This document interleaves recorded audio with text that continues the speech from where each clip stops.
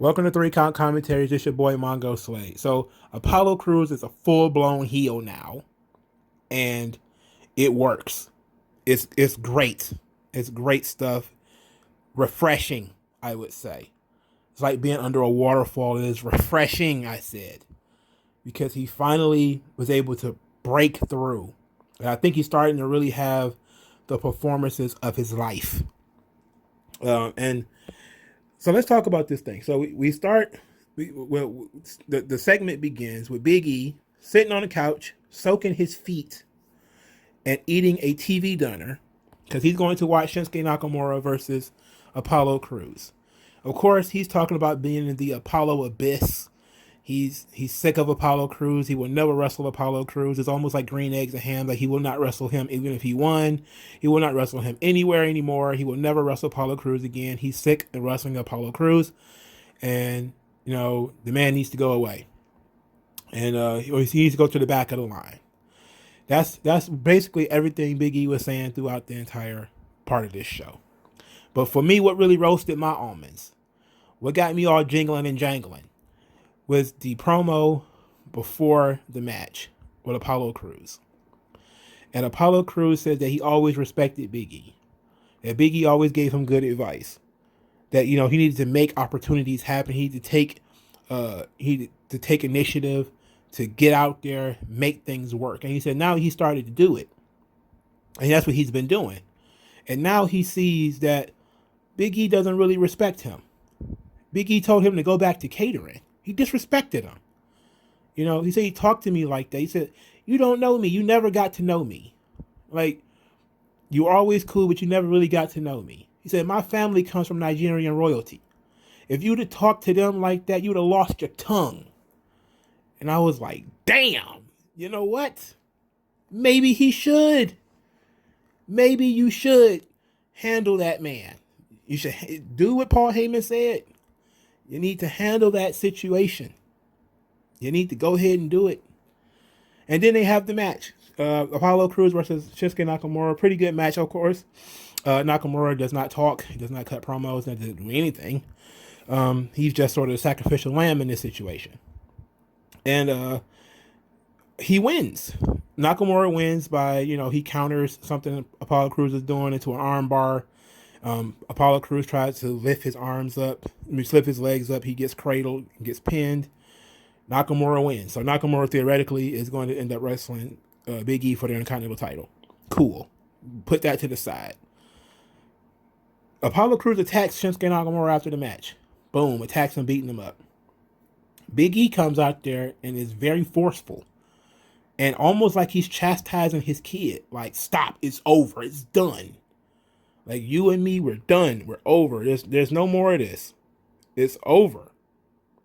And they go outside the ring is, Apollo Crews is about to hit Shinsuke Nakamura with these stairs. And Big E just backs him down. I mean, Big E just is very confrontational. He's in his face. He's like, it's over. Put them stairs down and get out of here. It's over. It's dismissal. It's dismissive. And it's very aggressive. I love this side of Big E. This is good shit. Now they're trying to do a good thing here where they're trying to bridge the serious Big E and the playful Big E, where there's a switch that gets flipped and he becomes very serious and very in your face, and I'm enjoying that. I like that. That's very interesting. But I particularly liked, and of course I kind of saw it coming. I don't see how you couldn't. That when Big E turned his back, Apollo Crews hit him in the back of the head with the goddamn steps. Just blasting him with the steps.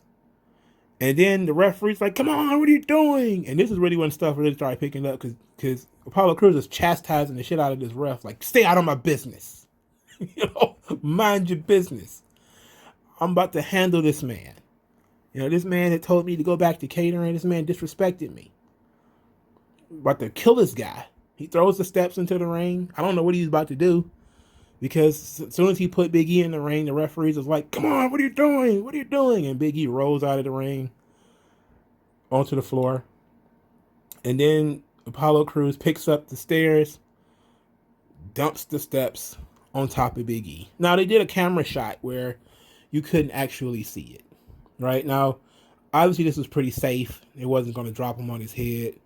But the hard camera, you see the stairs fall, and then you hear it, and they're like, "Oh no, Big E was over there! Oh no!" And then when the camera finally cuts over there, you see Big E under the stairs holding his head, and and it looked like for a second it looked like Apollo Crews probably wasn't done. So then they do the stretcher job, where Apollo Crews is being stretchered out, and Seth Rollins watched him get stretchered out and said it was a tragedy. He was betrayed by a friend. This is a tragedy. But I love this. This was fucking awesome. All of this is awesome. I love everybody in this situation. Apollo Crews is one of my favorite wrestlers now. They're going full Killmonger with Apollo Crews, dog. He feels like the uncrowned king around there. Like he pinned Biggie. That's really where this all began. Don't ever forget that. This is where this began. This began because Big E in his first real title match after beating Sami Zayn, he got pinned by Apollo Crews. It was a double pin, but he got pinned. So now he feels like he's the uncrowned king. He's the uncrowned champion. Now, just because he couldn't pin him again, doesn't mean he didn't pin him the first time, And now he's just trying to make it happen. Now, I understand, you can't keep beating the same guy. I think you say he beat him 3 times. Big E is correct. Apollo Crews should go to the back of the line. But Apollo Crews ain't going anywhere. Again, man, this is a situation where they are mirrors. Now, I think I talked to y'all about the 2 types of heels. But there's even, among those, there are subcategories. Like the double and the mirror. Right? The double would be like a knockoff version of a hero. Think Bizarro Superman, right? So like there's also like another type of Superman, I believe. There are like similar characters that would be like Superman. But if you take the Superman thing to the next level, you have Zod, right? Zod is a mirror of Superman. He is not a double. A double is a character that kind of takes on the likenesses of Superman, but he's evil. That's where you would get Bizarro Superman, or there's another guy. He has like half a metal face or something like that. I don't remember. I don't know my Superman that closely, but I know that this is pretty obvious if you look at it. Like the dark, like what would Superman be if he had really like grown up on Krypton, and in the society that he was supposed to be born in? He would be Zod or something like Zod, right? And Zod has all of the powers of Superman, but he's evil, right? He's violent. He's vicious. Now what we're trying to do here is we're going to turn Apollo Crews into Big E's Zod, essentially. That he's going to be, he was also the big guy, fun guy. He was doing the Titus Worldwide and all that type of stuff. He was being just not as silly as Big E, because Big E and the New Day were silly on a different level. But he did that, and you had Big E was saying like, I've been where you been. You don't know the doors that have been shut in my face. I've been here since 2009, and Apollo Crews has been there since 2015, 2016, and been going through the same thing. Doors been shut in his face, no opportunities given, But now he's in the position, now he's trying to make it happen, and people are trying to deny him those opportunities. This is how I see it, right? When you look at a double, or you're looking at a character that is somewhat a reflection of the hero, you have to look at what the differences are, right? Like when I talk about Superman and Zod, you have to talk about where they grew up. What was their environment? Because the biology is so similar, right? That's really what makes Zod dangerous. He has similar biology to Superman. Not exact biology, because that's not like his brother or a clone or anything. But he has similar biology, which means the same thing that powers Superman powers Zod. The same thing that weakens Superman weakens Zod, right? They're almost exactly the same. So you have to say, what is the big difference? The big difference is Superman was raised on Earth to human parents, right? His human parents made Clark Kent who he is, right? Look at Big E and Apollo Crews break that situation down similarly. What is the big difference between these two? The big difference is Big E had the New Day. Apollo Crews did not have the New Day. He didn't have anybody, right? Nobody was there to help him get to the next level. So when you have that situation, you can see two characters that are so similar. And then there's a big difference between the two. And then you see the choices between the two. So now you see Big E didn't really, I mean, he turned heel with the New Day, but he's in this position in order to take, advantage of the situation that he's been in because he's got so many years as being a New Day, right? Apollo Crews didn't have that. He had to scratch and claw and fight on his own. He was part of tag teams and he was, in Titus Worldwide and stuff like that, but none of that stuff worked out. But Big E had New Day campaigning for him, right? He had them supporting him all the time. They support him even though they're not on the same brand. What about Apollo Crews? Who was there to support Apollo Crews? Nobody. So Apollo Crews has to do what he got to do, right? And what he got to do, he feels, is hit this nigga with a goddamn stack of stairs. Like it's either hit this guy with these stairs, or risk falling off again. Like that's some crazy stuff right there, dog. Like that's crazy. That's really what got me energized about this. It's because they literally found, and maybe it was by accident. They couldn't have thought this out and put this together so perfectly. That you have two characters that are so similar. Athletic big dudes, and Apollo Crews is probably a little bit smaller, more athletic. Big E has a little bit more charisma, more personality. But you talk about two big muscular guys, both of whom should have been probably pushed a little bit more before. They struggling. But Big E's comfort blanket was always New Day. He was never going to fall off too far because he had New Day. But Apollo Crews, all those years sitting in catering, all those years getting kicked around, not even getting put on TV sometimes. And then for Big E to mention that and say go back to catering, that's a good heel turn, dog. And it's a relatable and understandable heel turn. That's the fallen angel. Apollo Crews just want to take care of his family. He just want to take care of himself, be the best he can be. And this guy, who was supposed to be his friend, told him to get back to catering. I beat you already. Beat it. See, you got me rubbing my beard on this one, dog. This one's pretty thick. I love this shit. This is a great story. This is a great fucking story. I don't know if they couldn't have mapped this thing out too much. I think they kind of fell into it. But when you look at the way it's put together, man, he is the perfect opponent for Big E. They're going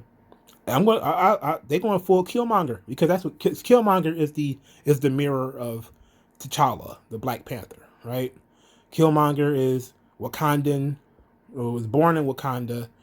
He was raised in the United States. So he got all the American influence. So he's technically Wakandan, but he's not Wakandan. You understand what I'm saying? Like, he's Wakandan by blood, but culturally he's American. So he gets rejected by Wakanda because he's not Wakandan, right? You may be born here, but you're not one of us, And that mirror means, like, how T'Challa deals with the pressure of being the Black Panther or being, the son, and Killmonger, how he deals with, having all of the same training, depending on what tales that you're telling. A lot of the Killmonger now is basically he's an American that came back to Wakanda. But, I think in some earlier tellings, he actually never left. He's more like lived on the outskirts of Wakanda. But, that's neither here nor there. But the point is, he's a mirror of T'Challa. And that's what I mean by they're going full Killmonger with Apollo Crews. Is that they're going to go, he's the mirror opposite. He's the guy who is pushed to the limit, starts making bad choices. You know, he got all of the same skill set, maybe even the same mentality, same attitude as the hero, but he's making bad decisions because his environment was different. His upbringing is different. His support system wasn't there.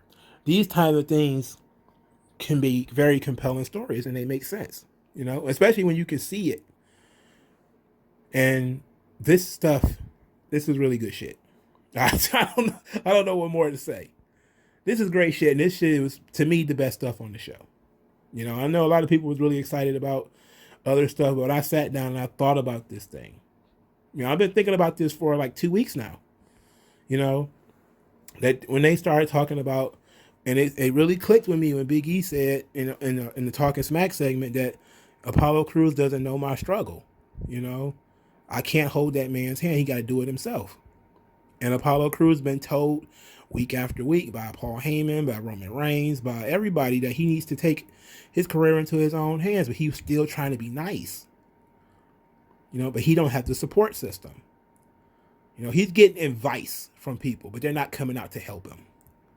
You know, they're not sending him good vibes and saying, you know, good luck and all that shit.